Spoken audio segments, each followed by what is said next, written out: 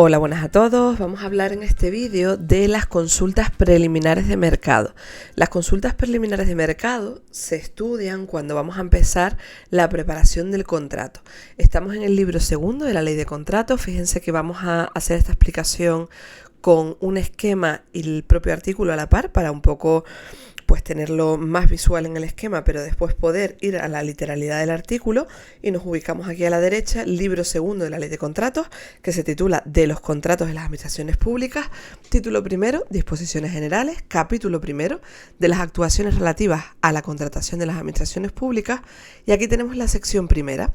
La sección primera se titula De la preparación de los contratos de las administraciones públicas. Tenemos el 115 y ya se pasa a la subsección primera.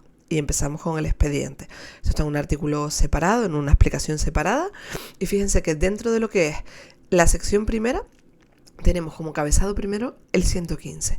¿Qué es el 115? El 115 es una posibilidad, no es una obligación, no siempre va a haber una consulta preliminar de mercado, de hecho va a ser en el menor de los casos. No nos podemos olvidar cuando estamos viendo normativa de contratos, que la normativa de contratos transpone directivas comunitarias, es decir, es una normativa fuertemente influenciada por regulación europea, porque al final recuerden que las directivas son normas de la Unión Europea que, lejos de tener una aplicación inmediata directa, como el caso de los reglamentos, recogen una serie de cuestiones que los Estados miembros tenían que transponer, es decir, traer a su normativa interna, pero con un contenido que ya te estaban fijando a nivel europeo para buscar esa armonización de la regulación de contratos común en toda Europa para, pues al final, buscar uno de los pilares por los que nace la Unión Europea, que es el mercado económico único, ¿vale? Facilitar que los operadores económicos pues puedan participar en licitaciones de diferentes países. Entonces, las consultas preliminares de mercado es una herramienta que se da para, si necesitas averiguar más antes de empezar la contratación, para no pegarte todo el proceso de contratación, tu órgano de contratación, sin saber realmente si a lo mejor en el mercado hay operadores que te van a poder ofrecer lo que tú buscas, porque a lo mejor tú preparas una licitación súper completa, súper específica, pero resulta que en tu mercado no hay nadie que te la vaya a ofrecer. Entonces eso al final es tirar el tiempo. Entonces, consultas preliminares de mercado. Vamos a ir viendo un poco del esquema, un poco del artículo, y así tenemos las dos cosas. Finalidad y desarrollo de las consultas preliminares de mercado, es decir, ¿esto para qué sirve? Objetivo: permite a los órganos de contratación realizar estudios de mercado y consultas ¿a quién? A operadores económicos. ¿Quiénes son los operadores económicos? Los que luego se te pueden presentar a la licitación. Por regla general, empresas, que son los que se te van a presentar a la licitación. Cuando hablamos de empresas, también podemos hablar de un autónomo realmente, aunque es complicado que para un tipo de contratos así sea un autónomo, pero podría ser perfectamente un autónomo. Fíjense que las consultas preliminares de mercado no te estás centrando en para un tipo de contrato solo. No significa que las consultas preliminares de mercado solo las puedas hacer para un contrato de obras, de servicios, para cualquier tipo de contrato. Entonces, ¿para qué sirve? Permite a los órganos de contratación realizar estudios de mercado. ¿Qué es un estudio de mercado? Oye, necesito X cosas, necesito que me suministren tal producto que a lo mejor existe en el mercado, pero de forma muy limitada o con las particularidades que sea. Hay operadores que lo faciliten. El estudio de mercado es, oye, ¿quién está en el mercado? ¿Con qué precios? ¿Con qué condiciones? ¿Con qué materiales? Realizarle esa consulta a los operadores económicos para preparar la licitación. Y también es una forma de informar un poco, pero ya veremos cómo es esa forma de informar de antemano del procedimiento. ¿Por qué digo ya veremos? Porque esto no puede ser un avance total de lo que luego se va a contratar, porque una cosa importantísima en las consultas preliminares del mercado es que, como es previa a la contratación, tienes que tener mucho cuidado con que esto no suponga ninguna preferencia, ninguna ventaja competencial, porque si no estaríamos yendo contra la ley de defensa de la competencia, en el caso de España. ¿Vale? Entonces, este artículo es una forma de ver qué hay para luego un poco ajustar la licitación a la realidad del mercado. ¿Cómo se realiza? Pues bien, al final lo que estás buscando aquí es un asesoramiento de terceros, porque si es interno no vas a preguntarle nada al mercado. ¿Quiénes pueden ser esos terceros? Pues bueno, expertos o autoridades independientes, colegios profesionales, operadores económicos activos en el mercado y te ponen con carácter excepcional. Publicidad previa obligatoria. Antes de iniciar la consulta, tienes que dar publicidad de que se va a iniciar esa consulta, donde en el perfil del contratante. ¿Dónde está el perfil del contratante? En la plataforma de contratación, donde está alojado la figura del perfil del contratante. ¿Qué se va a informar? Pues que se va a realizar una consulta, cuándo va a empezar, a quién se va a plantear esa consulta, cuáles son esos terceros y por qué se eligen X asesores internos en el caso de haberlo. Vamos a leer literalmente el 115.1. Los órganos de contratación podrán, carácter facultativo, posibilidad, realizar estudios de mercado y dirigir consultas a los operadores económicos que estuvieran activos en el mismo con la finalidad, es decir, para preparar correctamente la licitación e informar a los citados operadores económicos acerca de sus planes y de los requisitos que exigirán para concurrir al procedimiento. Es decir, oye, voy a preguntar, pero también es una forma de contarte lo que necesito y lo que pretendo hacer.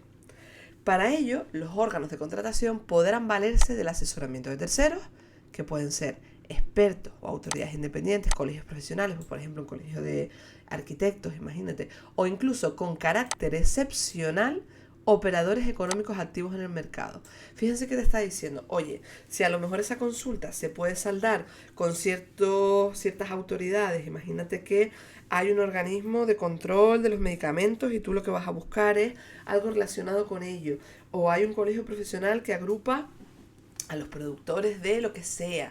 Pues los colegios profesionales y las autoridades independientes no son operadores económicos, no son sujetos que se te vayan a poder presentar una licitación, porque no es su objeto. Entonces, es más limpio, por así decirlo, objetivo, va a falsear menos la competencia si esa información o esa consulta la haces con sujetos que no van a participar en la licitación, como autoridades independientes, colegios profesionales, etcétera, siempre que exista la posibilidad. Pero a veces no queda otra que plantearle directamente a los operadores en el mercado. Pero fíjense que pone con carácter excepcional. Entonces lo suyo es primero averiguar si hay otras opciones más objetivas que no sean los que luego te van a venir a la licitación. Siempre pensando eso, en no falsear la competencia, no darle ventajas competitivas porque sepan más o menos a los operadores que luego van a venir. Antes de iniciarse la consulta, el órgano de contratación publicará en el perfil del contratante que está en la plataforma de contratación del sector público o servicio de información equivalente a nivel autonómico. ¿Por qué pone esto? Pues porque las comunidades autónomas tienen cierta capacidad de desarrollo de la ley de contratos porque hay muchos artículos que no son básicos. Entonces, por ejemplo, podría existir un servicio equivalente a la plataforma de contratación interconectado con el mismo si la comunidad autónoma hubiese hecho uso de su facultad de desarrollar la ley de contratos. La mayoría no lo ha hecho, Entonces, se va a publicar en la plataforma de contratación el objeto de esa consulta, cuándo se va a iniciar, los terceros a los que van a participar en esa consulta, a efectos de que puedan tener acceso y la posibilidad de realizar aportaciones, todos los posibles interesados. Asimismo, en el perfil del contratante se publicarán las razones que motiven la elección de los asesores externos que resulten seleccionados. Si vas a preguntar, pues un poco el por qué, ¿vale? Entonces, toda esta información es un poco lo que tienen aquí. Pasa, aquí está más visual. El asesoramiento a que se refiere el apartado anterior será utilizado por el órgano de contratación para planificar el procedimiento de licitación y también durante la sustanciación del mismo, es decir, mientras se está realizando el procedimiento de licitación, siempre y cuando no tenga el efecto de falsear la competencia o de vulnerar los principios de no discriminación y transparencia. Esto es importante, ¿vale? Lo tenemos aquí de una forma más visual. Uso y limitaciones del asesoramiento recibido. Utilización del asesoramiento para planificar, pero también se podría utilizar durante la propia licitación. Siempre teniendo presente eso, que no falsee la competencia, que no estés dándole información o prioridad o que de alguna manera estés beneficiando a ese operador que luego encima te va a venir a participar a la contratación y que tiene información privilegiada a lo mejor respecto a su competencia, ¿no? Y que no se vulneren los principios de no discriminación y transparencia. ¿Vale? Todos tienen que tener la misma información y todo tiene que estar en las mismas condiciones para que se acceda en igualdad. Limitaciones clave. Sigo por aquí y ahora vuelvo a esta parte de aquí. De las consultas realizadas no podrán resultar un objeto contractual tan concreto y delimitado que únicamente se ajuste a las características técnicas de uno de los consultados. Porque aquí está el riesgo. Tú preguntas y te va a participar en la consulta fulanito SL, que te va a decir, ay, pues mira, sí, yo tengo este producto a tal precio, con tales materiales, que hace ta. El otro te dice, oye, pues mira, yo tengo tu. Pues lo que no puede ser es que después de esa consulta tú cuando vas a preparar los pliegos del contrato para sacar la licitación, porque recuerda que esto es previo, aquí no hay licitación, la licitación viene después, cuando ya empiezas a preparar el expediente, determinas el contrato, esto viene a posteriori. Entonces, de esa consulta no puede salir luego un pliego que lo hayas hecho para que el que tenga más puntuación sea el que tú ya sabes, ¿vale? Es decir, te viene fulanito SL y te dice que tiene un producto que se hace de determinados materiales y que tiene una característica exclusiva, que es que tiene una protección frente al agua, de resistencia, no sé qué, ¿vale? Y resulta que luego, cuando tú sacas los pliegos, dices, no, al que le voy a dar la máxima puntuación es al que tenga una protección contra el agua de resistencia no sé qué. Justo lo que te ha dicho uno de las consultas. Eso no puede ser, porque eso estaría dando un privilegio y encima realizando una especie de objeto del contrato en el pliego ad hoc, es decir, creado para ese operador que ya tú sabes que opera de determinada forma porque te lo ha dicho en las consultas previas. Eso no puede ser porque eso falsea la competencia, ¿vale? Entonces va totalmente en contra de los principios de la ley de contrato. Por tanto, no puede resultar un objeto contractual, el objeto del contrato, tan claro que se ajuste a lo que te ha dicho uno de los consultados en la consulta previa. El resultado de los estudios y consultas debe, en su caso, concretarse en la introducción de características genéricas, exigencias generales o fórmulas abstractas que aseguren una mejor satisfacción de los intereses públicos sin que en ningún caso puedan las consultas realizadas comportar ventajas respecto de la adjudicación del contrato para las empresas participantes en ella. Me vengo aquí. Limitaciones. No se puede definir un objeto contractual tan específico que solo beneficie a uno y deben garantizar la competencia y la satisfacción de los intereses públicos con características generales, exigencias generales, fórmulas abstractas que no den ventaja competitiva a nadie, ¿vale? Porque entonces la consulta de mercado se estaría convirtiendo en ese hipotético caso en una especie de te adelanto y creo para ti lo que tú necesitas, y eso sí que no puede ser, ¿vale? Porque estaría falseando completamente la competencia. Cuando el órgano de contratación haya realizado las consultas a las que se refiere el presente artículo, hará constar en un informe las actuaciones realizadas. En el informe se relacionarán los estudios realizados, quién los ha realizado, las entidades a las que se le ha consultado, las cuestiones que se le han planteado y las respuestas que han dado. Este informe será motivado, es decir, justificando el porqué de lo que tú pongas ahí. Formará parte del expediente de contratación y estará sujeto a las mismas obligaciones de publicidad que los pliegos de condiciones, publicándose en todo caso en el perfil del contratante del órgano de contratación. Es decir, el informe que salga de esta consulta preliminar de mercado, qué has hecho, qué información has dado, quién te ha venido a la consulta, qué te han dicho, qué conclusiones, cómo te ha servido esa consulta de mercado. Ese informe luego es un elemento del expediente.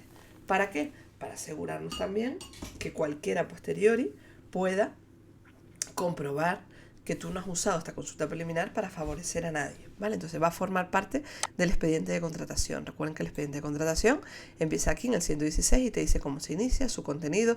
Pues si ha habido una consulta preliminar de mercado, el informe resultante de las mismas tiene que formar parte del expediente y por tanto también se le va a dar publicidad en la plataforma, etcétera, en los mismos términos que se le dan a los pliegos del contrato, pliegos técnicos, pliegos administrativos, etcétera, ¿vale? Entonces se le da plena publicidad, lo tenemos por aquí. Informe final y transparencia, elaboración de un informe obligatorio, sí o sí hay que acabar con un informe, con los estudios que se han realizado, quién ha participado, entidades consultadas, cuestiones formuladas y qué respuestas han obtenido, y ese informe motivado, justificado. Se integra en el expediente, se le da publicidad, tanto como los pliegos, y se publica en el perfil del contratante. En ningún caso, el proceso de consultas al que se refiere el presente artículo, el órgano de contratación podrá revelar a los participantes en el mismo las soluciones propuestas por los otros participantes, siendo las mismas solo conocidas íntegramente por aquel. Es decir, que se haga un informe final o que se haga una consulta no puede suponer que tú vayas a hacer público ciertas cuestiones que a lo mejor te han dado uno u otro participante. ¿Por qué? Bueno, pues porque al final tiene que haber, los participantes cuando te dan esta información muchas veces te están contando particularidades de su forma de hacer, su forma de gestionar algo, sus particularidades, a lo mejor un know-how, una forma de hacer, una patente, una idea que si la conocen sus competidores la pueden usar contra ellos. Entonces, una cosa es que yo venga a tu consulta y te cuente qué te puedo ofrecer yo, cómo se puede mejorar, etcétera. Pero eso no significa que luego vayas a, por así decirlo, para que se les quede, proclamar a los cuatro vientos, porque entonces no voy a tu consulta, porque si vas a desvelar cómo trabajo para ser mejor que mi competencia, para que mi competencia me copie o lo que sea, no voy a ir a tu consulta. Entonces hay que guardar también ese sigilo respecto a lo que te aportan los demás. Confidencialidad. El órgano de contratación no podrá revelar las soluciones propuestas por los distintos participantes. Con carácter general, el órgano de contratación, al elaborar los pliegos, recuerda que cuando se elabora el contrato se suele elaborar unos pliegos técnicos cuando se requieren, porque no siempre tiene que haber pliegos técnicos, pero los pliegos técnicos te concretan a nivel técnico el objeto del contrato, y unos pliegos administrativos, donde ya es el cuerpo del contrato más de las condiciones contractuales. Pues con carácter general, al elaborar esos pliegos se debe tener en cuenta los resultados de las consultas realizadas. ¿Por qué hice con carácter general? Pero es que a lo mejor las consultas han sido un desastre y lo que te han aportado los operadores del mercado, pues no te gusta, no coincide con lo que tú quieres. Entonces, la regla general es que evidentemente si tú haces este procedimiento es para pues escuchar el mercado y después intentar ajustar un poco a lo que hay. Con carácter general. De no ser así, de no ajustarte finalmente a la conclusión de la consulta, tienes que motivar en los pliegos el por qué te vas a separar de lo que dicen las consultas, ¿vale? Lo explicas y ya está, pero tiene que quedar una justificación, porque si no, puede quedar la duda de que hayas hecho estas consultas solo para dar información al operador que luego te va a venir y a lo mejor está preparando, gracias a la consulta que tú has hecho, está preparando la licitación para venir y ganarla después. Lo que haría que otro licitador que se entera a posteriori o que no ha sido invitado a la consulta esté en una posición de inferioridad respecto a ese que tiene esa información previa. La participación en la consulta, importante, la participación en la consulta no impide la posterior intervención en el procedimiento de contratación que en su caso se tramite. Es decir, primero, puede haber una consulta y al final no prepara ningún procedimiento de contratación, porque es que a lo mejor de la consulta te has dado cuenta que el procedimiento no va a salir para adelante porque no tiene ningún sentido, porque no hay operadores con fundamento, porque para lo que hay en el mercado a lo mejor se te ocurrió otra solución. Es decir, no es obligatorio que salga luego un procedimiento de contratación. A lo mejor después no sale, ¿vale? No es forzosamente obligatorio. Ahora, evidentemente el operador que viene a tu licitación el operador que viene a tu consulta después puede participar en la licitación, porque si no fuese así, no vendría nadie.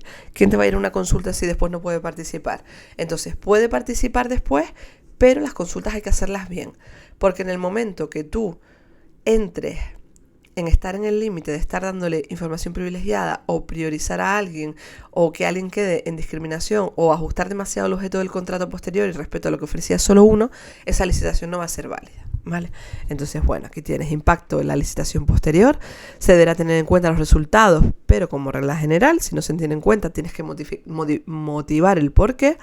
Y compatibilidad con el procedimiento de contratación es compatible, pero siempre que esta consulta preliminar de mercado se haya hecho bien, ¿vale? Entonces, es una opción previa que se puede utilizar cuando haya una necesidad, pero siempre ajustándose a los requisitos del artículo 115. Creo que esta forma es el primer vídeo que estoy grabando así, pero creo que para una norma tan complicada como la ley de contratos, creo que puede ayudar a lo mejor a verlo así. No solo nos podemos regir por el esquema, pero es verdad que el esquema, al verlo así para estudiar, a lo mejor es más fácil, ¿vale? Pero siempre vente luego al artículo, sobre todo porque además los esquemas se hacen en un momento determinado, fíjense la fecha, y a lo mejor el artículo a posteriori tiene una modificación. ¿Ves que no tiene aquí nada debajo en amarillo?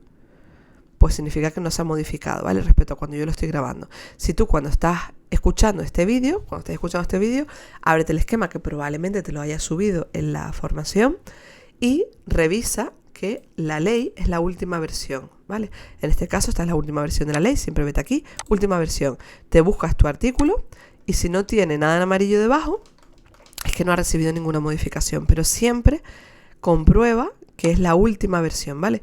A ver si veo algo. ¿Ves? Aquí tienes algo en amarillo. Entonces, por ejemplo, este artículo, el 116, si tú ves que tiene algo en amarillo, mira la fecha de última modificación. Esta es muy vieja, esto evidentemente todo va a estar actualizado porque esto es el 19, ¿vale? Pero para que lo tengas también presente. Bueno, pues espero que les haya ayudado a entender un poco mejor las consultas preliminares del mercado. Un saludo y que tengan buen día.